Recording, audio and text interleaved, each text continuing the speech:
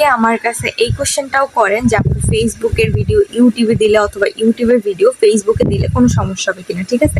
সেটা নিয়ে মূলত আজকে কিছু আলোচনা থাকবে যে ফেসবুকের ভিডিও ইউটিউবে দেওয়া যাবে কিনা, ইউটিউবের ভিডিও আপনি ফেসবুকে দিতে পারবেন না, কোনো ধরনের কোনো সমস্যা হবে কিনা, ঠিক আছে। সো বিস্তারিত ভিডিওতে থাকবে, অবশ্যই ভিডিওটা সম্পূর্ণ দেখবেন। আশা করি কিছু না কিছু আপনারা অবশ্যই বুঝতে পারবেন অ্যান্ড আপনাদের জন্য বোঝাটা অনেক বেশি ইজি হয়ে যাবে। সবসময় চেষ্টা করি ইজিভাবে বোঝানোর জন্য, বেশি কথা পেঁচান পেঁচান আমার ভালো লাগে না, কারণ আমি আমি যখন নতুন ছিলাম তখন আমিও এত পেঁচানে গোছানে কথা বুঝতাম না, ঠিক আছে।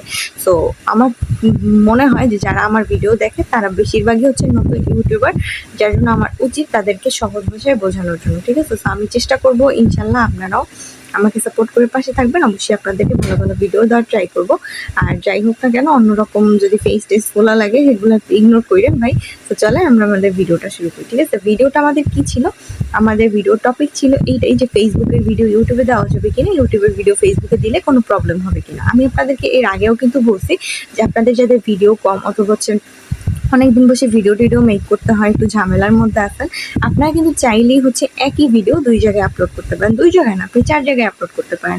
ইউটিউব, ফেসবুক, ইনস্টাগ্রাম, টিকটক, ঠিক আছে। প্রতিটা জায়গায় আপনি এই ভিডিওগুলো আপলোড করতে পারেন, কোনো সমস্যা নাই ভাই।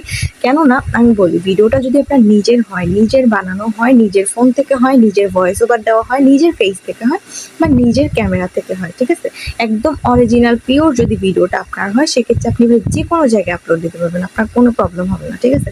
এক্ষেত্রে যে আপনি বলবেন না আমি ফেসবুকে তো আপলোড দিয়ে আসছি, সেক্ষেত্রে আমার হয়তো বা ইউটিউবের মনিটাইজেশন থাকবে না বা নাও পাইতে পারি, এমন কোনো কথা না।